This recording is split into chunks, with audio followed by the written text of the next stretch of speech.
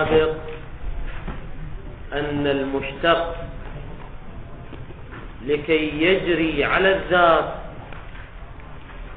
ويحمل عليها حملا حقيقيا لا بد من وجود شيئين.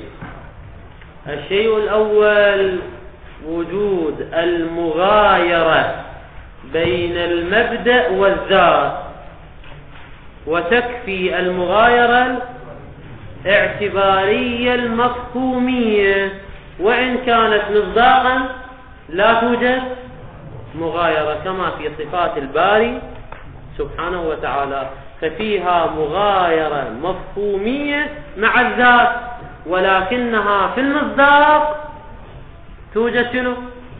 وحدة في المصداق. هذا لا يضر، يكفي المغايرة المفهومية.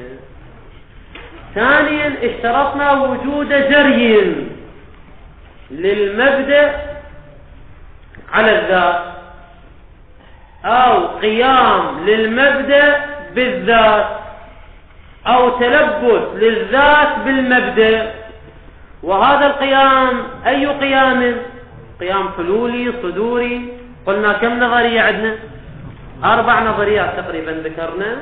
نظرية المصنف قدس سره هي أي تلبس كان، حلولي صدوري، وقوع عليه، وقوع فيه، وقوع منه، انتزاعي مع وجود المصداق، وانتزاعي مع عدم المصداق. ذكرناها كلها في الدرس السابق.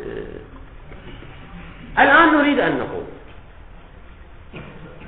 صفات الباري سبحانه وتعالى تصدق على الباري، على الذات المقدسة، صدقا حقيقيا، وذلك لأنها قائمة بالذات. زين، أي نوع هذا من القيام؟ أي نوع من القيام؟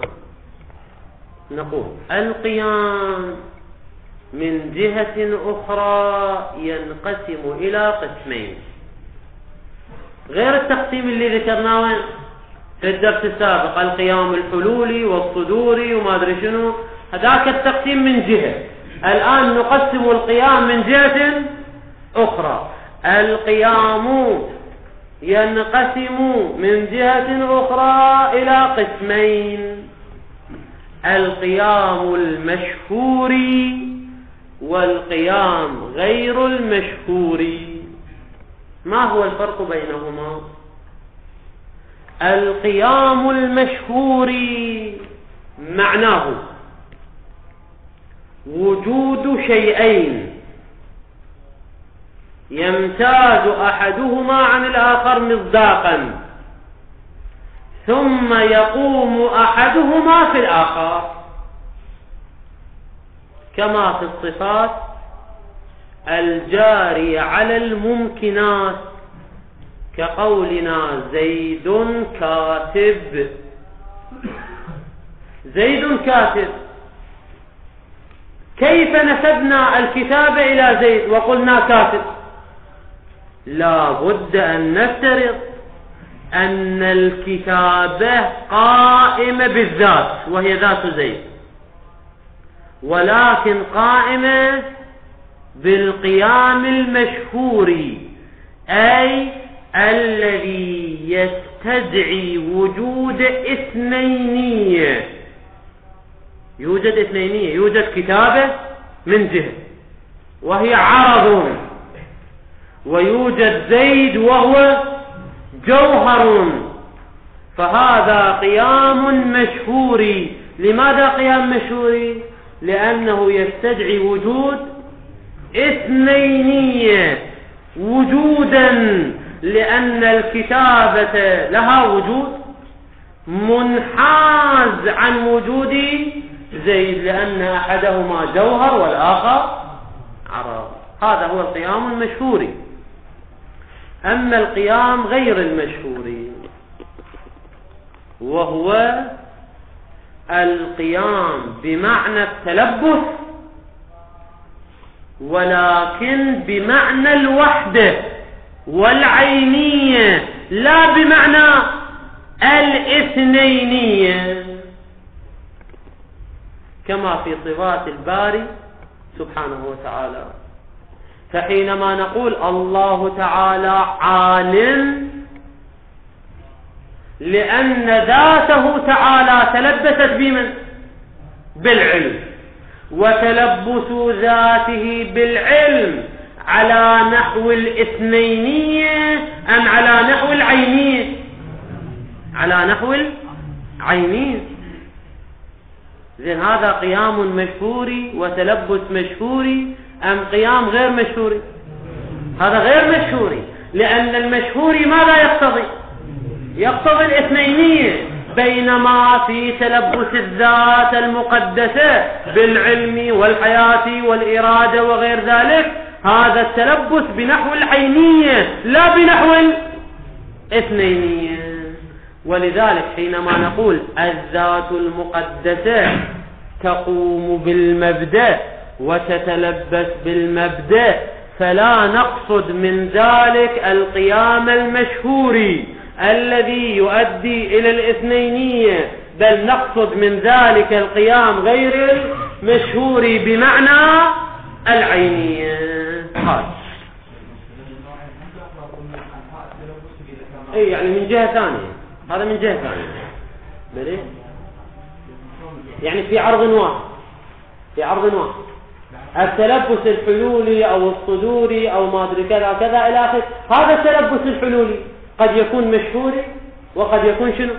مثلا زيد عالم، هذا تلبس حلولي مشهوري لأن توجد اثنينية، لكن الله تعالى عالم تلبس حلولي عيني ولكن غير مشهوري. ففي صفاته تعالى الجاري عليه تعالى عالم قادر حي، يكون المبدأ كما قلنا مغايرا له تعالى، يعني للذات مغاير مصداقا له مفهوما، مفهوما، وقائما المبدأ بالذات عينا، كما قلنا في الدرس السابق توجد وحدة مصداقية، لكنه القيام قوله قائما به عينا، هذا القيام من نوع؟ لكنه بنحو خاص من القيام، اللي هو شنو النحو الخاص؟ غير المشهور، لا بأن تكون هناك اثنينية وهو القيام المشهوري، اللي هو شنو القيام المشهوري؟ وكان، هذا بيان للاثنينية والقيام المشهوري، وكان ما بإزائه وبحذائه، الضمير لمن يرجع؟ المبدأ، وكان ما بحذاء المبدأ غير الذات مصداقا. هذا تفسير علم للقيام المشهوري، يعني الاثنينية، أن يكون المبدأ شنو؟ غير الذات، يعني اثنينية مصداقية. بل يعني شنو بل؟ يعني نفينا الاثنينية، لا بأن تكون هناك اثنينية، بل القيام في صفات الباري بنحو الاتحاد والعينية، اللي هو يا قيام غير المشهوري. وكان ما بحذاء المبدأ، طبعا المقصود ما بحذاء يعني شنو يقصد؟ المصداق. وكان مصداق المبدأ هو شنو؟ عين مصداق الذات، عينية بينهما ولا توجد اثنينية. إن قلت هذا المعنى من القيام معنى دقيق لا يدركه العرف لأن العرف ماذا يدرك؟ العرف ماذا يدرك؟ يدرك القيام المشهوري. يعني إذا قام شيء بشيء آخر فلا بد أن يكونا شيئين لا شيئا واحد. كيف يكون شيئا واحدا وهو قائم ومقوم به؟ كيف يكون؟ هذا معنى دقيق. القيام بمعنى العينية، القيام بمعنى الوحدة، أي القيام غير المشهور، هذا معنى عقلي دقيق لا يدركه الإنسان العرفي البصير. الجواب: إذا ما أدركه الإنسان العرفي شنو المشكلة؟ عدم إدراك الإنسان العرفي لهذا النحو من القيام بمعنى العينية، عدم إدراك العرف له لا يعني عدم وجوده، لا يعني عدم وجوده شنو؟ واقعا وحقيقة. نعم هو موجود شنو؟ بدقة عقلية وبتعمل عقلي، لكن هذا لا يعني أنه ليس موجودا. لا، هو موجود ومدرك، لكنه مدرك بالدقة العقلية وليس مدركا بالفهم العرفي. وأساسا الفهم العرفي أين نرجع له؟ الفهم العرفي نرجع إليه في تحديد المفاهيم. أصل المعنى نرجع فيه إلى العرف في فهم المعنى، أما مصادق ذلك المعنى فلا نرجع فيها إلى العرف. وفي محل كلامنا في أصل معنى المشتق، وهو تلبس الذات بالمبدأ في الحال، هذا هو معنى المشتق. هذا نرجع فيه إلى العرف، نقول أيها العرف ما هو المشتق؟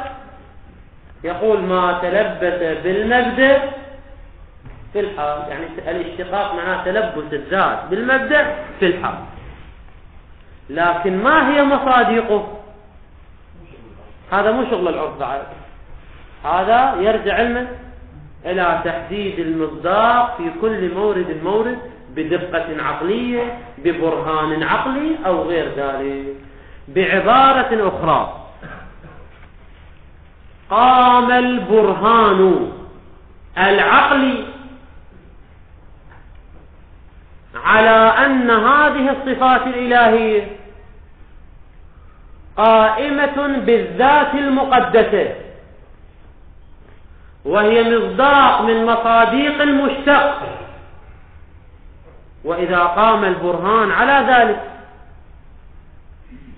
بعد ما نرجع إلى العرف، أدركه العرف أو لم يدركه العرف، والبرهان هو نسأل: هل المولى سبحانه وتعالى متصف بهذه الصفات الكمالية أو ليس متصفا بالعلم والقدرة والحياة؟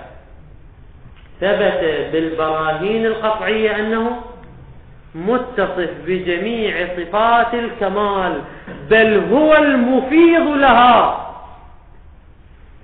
المفيض للكمالات هو الله سبحانه وتعالى. إذا كان متصفا بها، هل هي زائدة على الذات أم هي عين الذات؟ إيش قلنا احنا سابقا؟ المذهب الصحيح هو أنها عين الذات. إذن هو متصف بالعلم والقدرة، والعلم والقدرة عين الذات، ومع ذلك يمكن أن ننتزع منها عنوان العالم والقادر ونحمله على الذات حملا حقيقيا، مع أنه توجد اثنينية أو لا توجد اثنينية.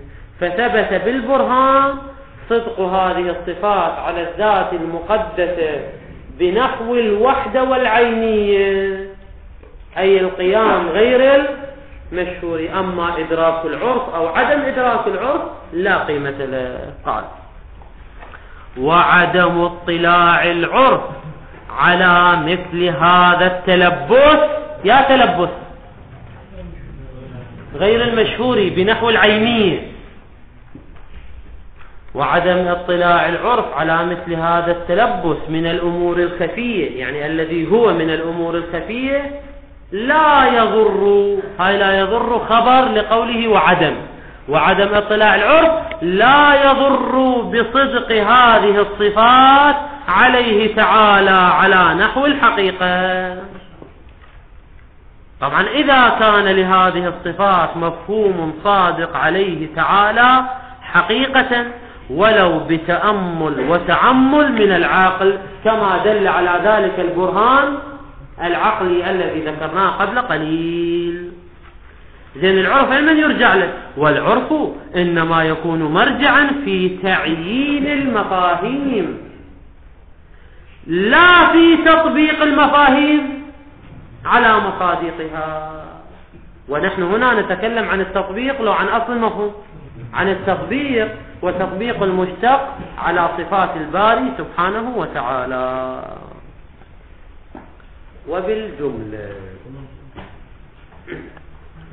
بالجملة الصفات والعناوين على 3 أنحاء. الأول الصفات المختصة به تعالى، كصفة شنو؟ الأزلي، واجب الوجود، واجد الكمالات المطلق، الكمال المطلق، هذه كلها صفات مختصة به تعالى. النوع الثاني الصفات المختصة بالممكن فقط وفقط، كصفة الإمكان الذاتي، فهي ما شاملة للذات المقدس. وصفة التركب من الوجود والماهية، اللي هاي وين موجودة؟ في الممكن، وغير موجودة في واجب الوجود سبحانه وتعالى.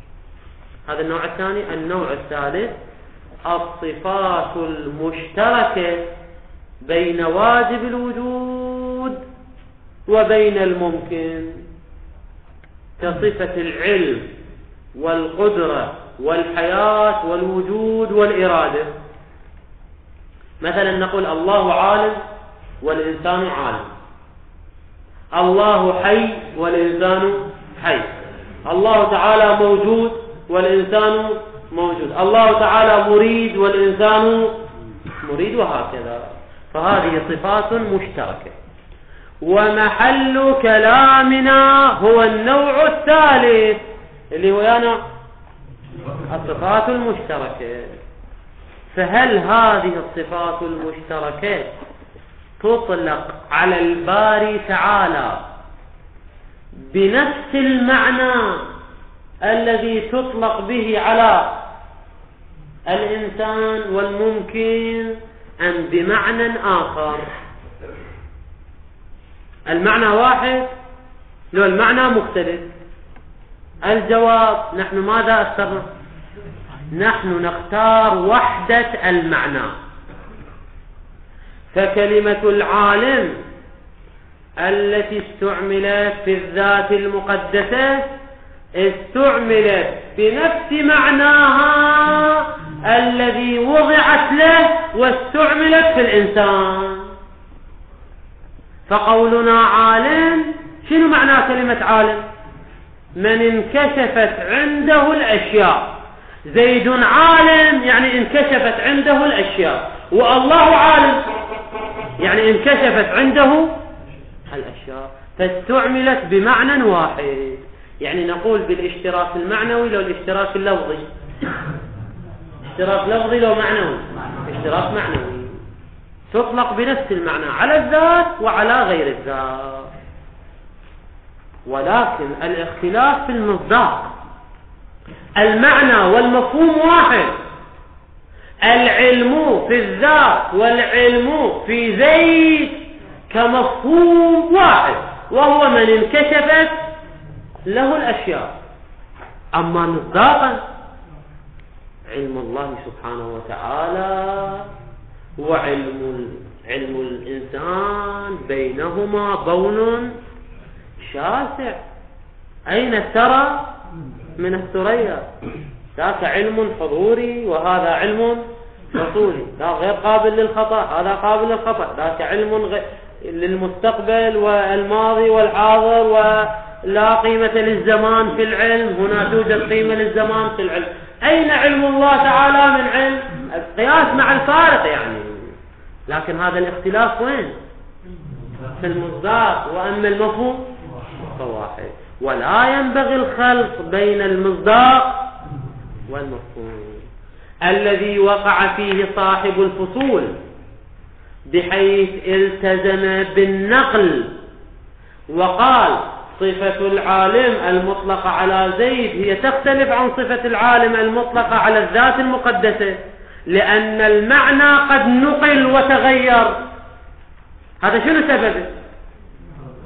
هذا الخلط بين المفهوم والمصداق، مفهومان والمعنى الموضوع له اللفظ واحد، أما الاختلاف بين الذات المقدسة وزيد إنما هو اختلاف في المصداق وليس في المفهوم.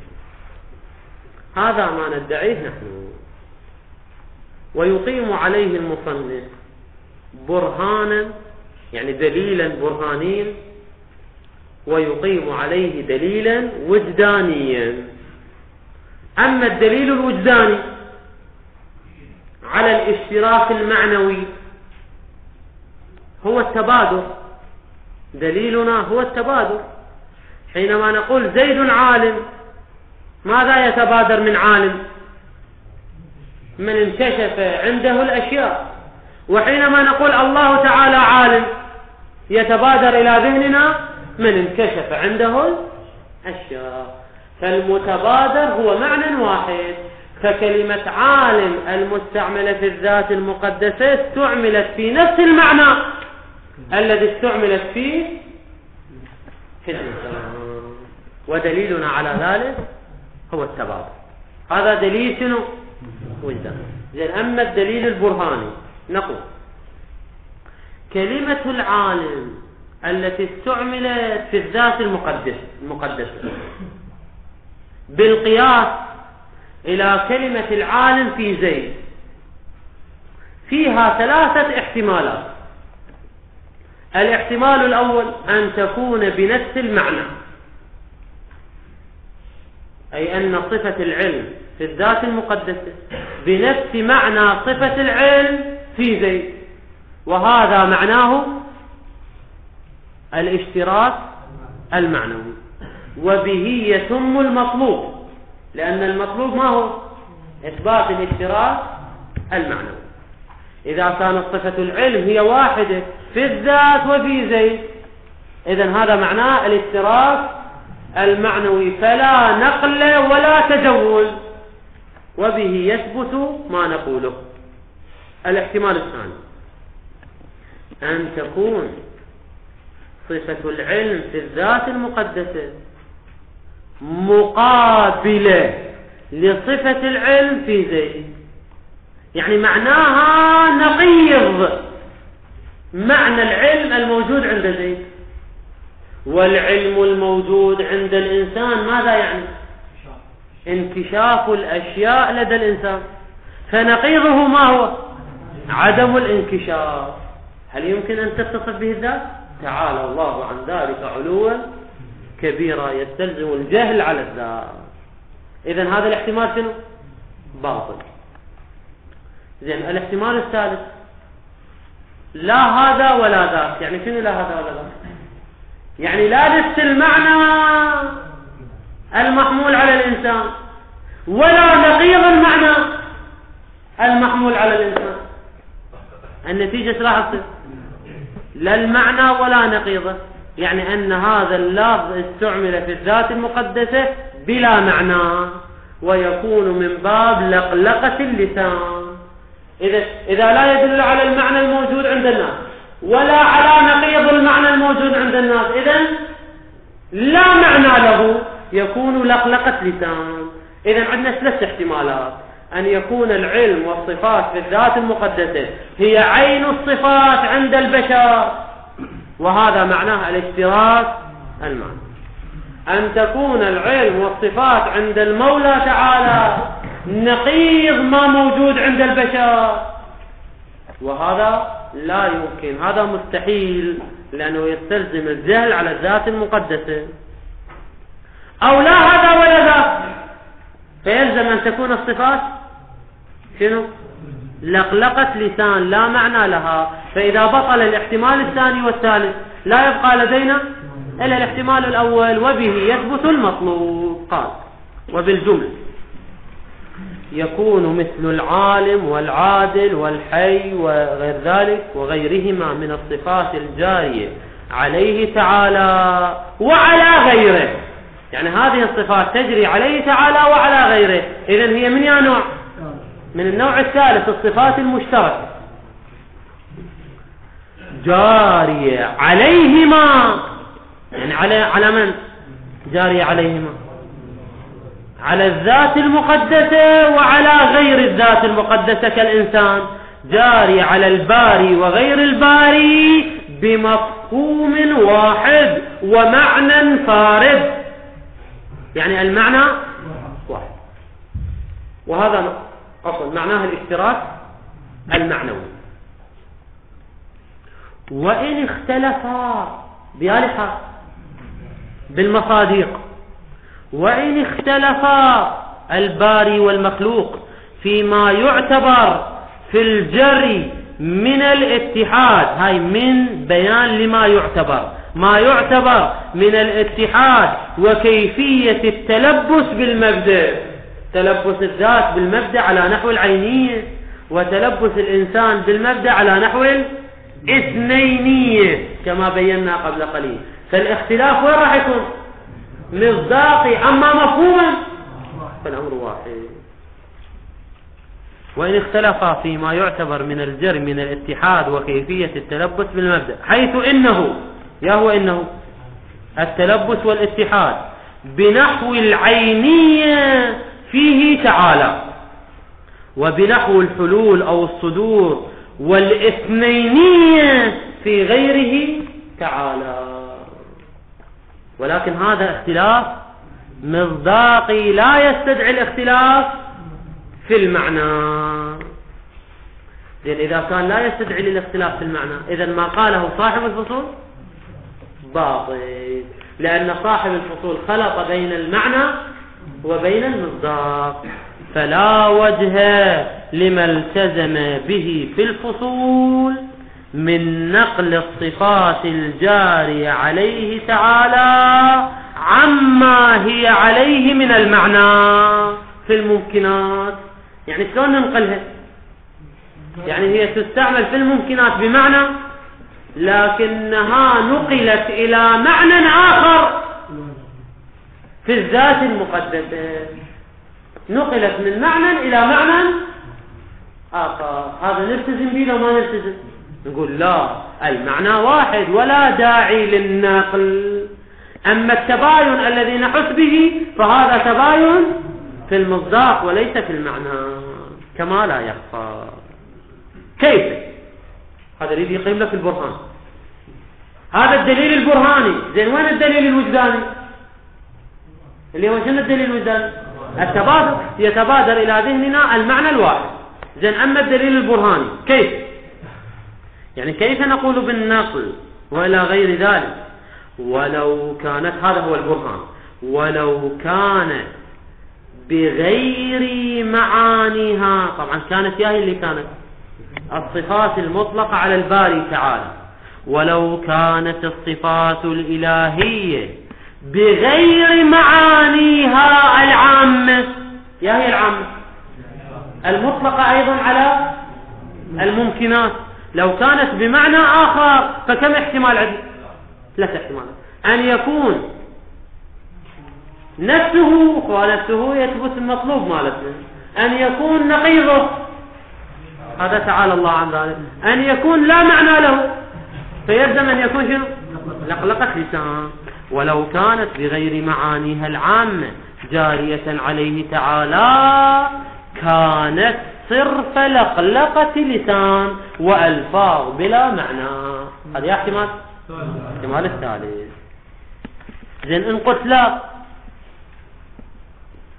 لا نقول غيرها يعني نقيضها، نقول فإن غير تلك المفاهيم العامة الجارية على غيره تعالى، هذه المفاهيم العامة الجارية على الممكن، إذا أردنا غيرها فغيرها غير مفهوم ولا معلوم،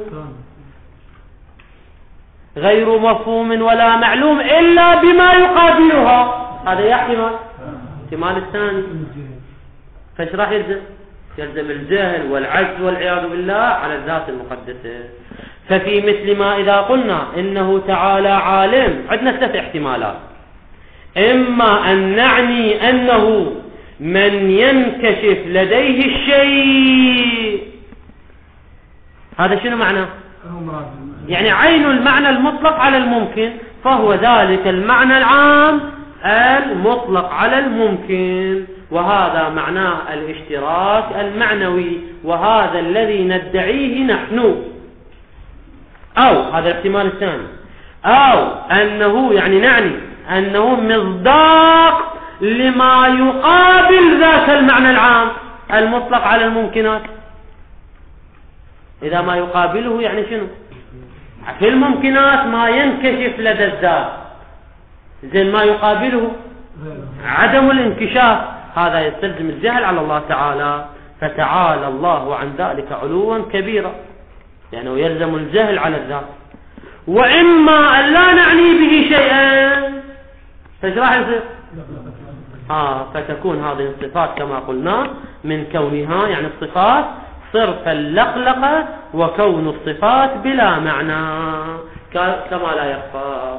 زين، فإذا بطل الاحتمال الثالث والثاني فيتعين الاحتمال الأول وهو الاشتراك المعنوي، ويبطل به كلام صاحب الفصول. والعجيب من صاحب الفصول، صاحب الفصول شنو قال هذه الألفاظ بمعانيها الموجودة عند البشر لا تستعمل بنفس المعاني في الذات المقدسة، بل لابد أن تنقل من معناها العام إلى معنى آخر. ثم بعد ذلك قال والمعاني والصفات الجارية عليه تعالى لا تصدق على غيره.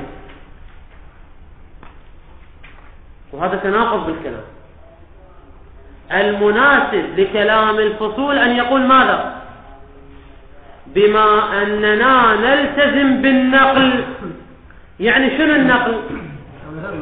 يعني الصفات بمعانيها العامة لا تصدق على الذات. الصفات بمعانيها العامة لا تصدق على الذات، بل تصدق على الذات بمعنى آخر، لأن هذا معنى النقل. النقل شنو معنى؟ يعني نقلنا اللفظ من معنى إلى معنى آخر. هذا شنو معنى؟ ماذا يترتب عليه؟ أن الصفات بمعانيها عند الإنسان لا تصدق على الباري سبحانه وتعالى، بل تصدق بمعنى. أما صاحب الفصول شنو قال؟ عكس المطلب، قال لا تصدق على غيره تعالى. هو المفروض شو يقول؟ الصفات في الممكنات لا تصدق عليه تعالى، هو قال لا تصدق على غيره تعالى. هذا عجيب من صاحب الفصول، المفروض يعكس المطلب. والعجب أن صاحب الفصول جعل ذلك يعني جعل النقل علة لعدم صدق الصفات في حق غيره. يعني في حق من؟ في حق غيره تعالى. يعني ايش راح يصير كلام؟ الصفات بمعناها الموضوع له راح يصير علم للذات، والنقل يحصل في استعمالها في غير الله، بينما المقصود هو شنو؟ بالعكس تماما، أن الصفات بمعانيها العرفية لا تستعمل في الذات، بل تنقل إلى معاني أخرى في الذات. وهو كما ترى يعني لابد أن يعكس المسألة. شو يقول؟ النقل علة لعدم صدق الصفات في حقه تعالى بنفس المعنى العام. وبالتأمل فيما ذكرنا من اعتبار قيام المبدأ بالذات بالأنحاء المتعددة واشتراط ذلك في صدق المشتق على الذات، ظهر الخلل فيما استدل من الجانبين.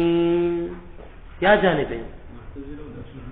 أصحاب النظرية الأولى وهم الأشاعرة اشترطوا القيام الحلولي، وأصحاب النظرية الثانية وهم المعتزلة الذين لم يشترطوا حتى القيام الحلولي. ثبت أن هذا الاستدلال للطرفين استدلال شنو؟ ضعيف. والصحيح هو أن نشترط أصل التلبس سواء كان حلوليا صدوريا وقوع عليه وقوع فيه انتزاعي غير ذلك، كما بينا في الدرس السابق تفصيلا حيث قلنا توجد 4 نظريات، النظرية الأولى والثانية والثالثة باطلة، النظرية الرابعة وهي نظرية المصنف هي النظرية الصحيحة. ولكن المصنف يمكن أن نرجع المسألة إلى النزاع اللفظي.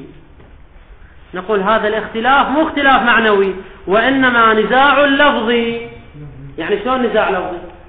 الأشاعرة قالوا نشترط القيام الحلولي.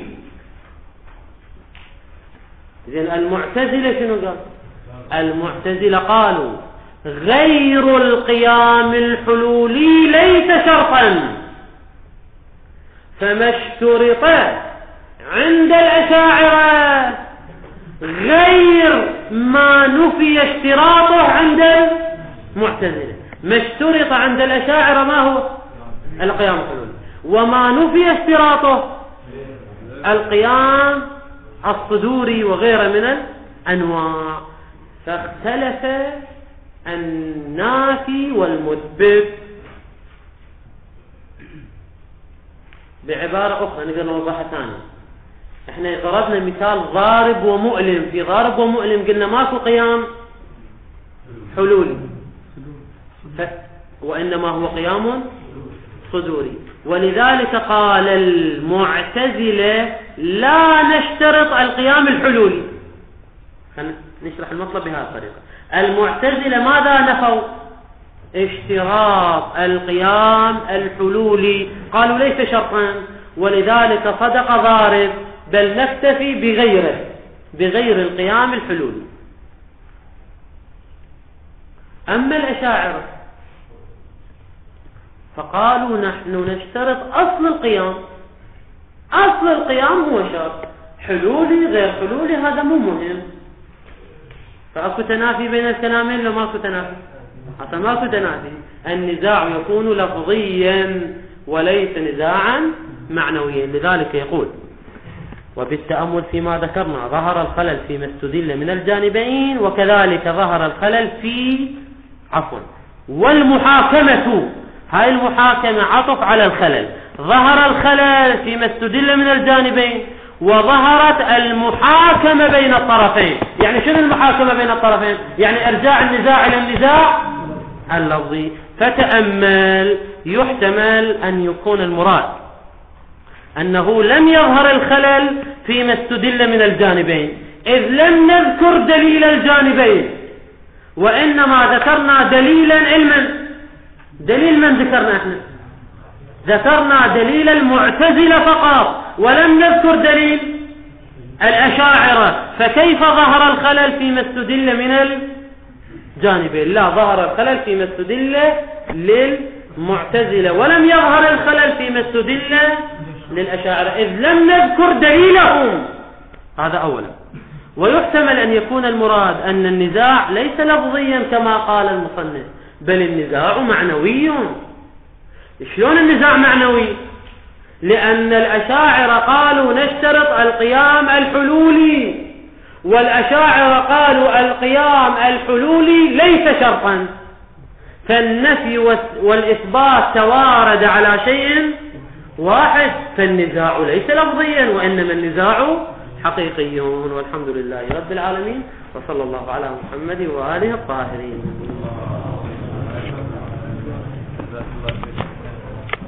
40 صدر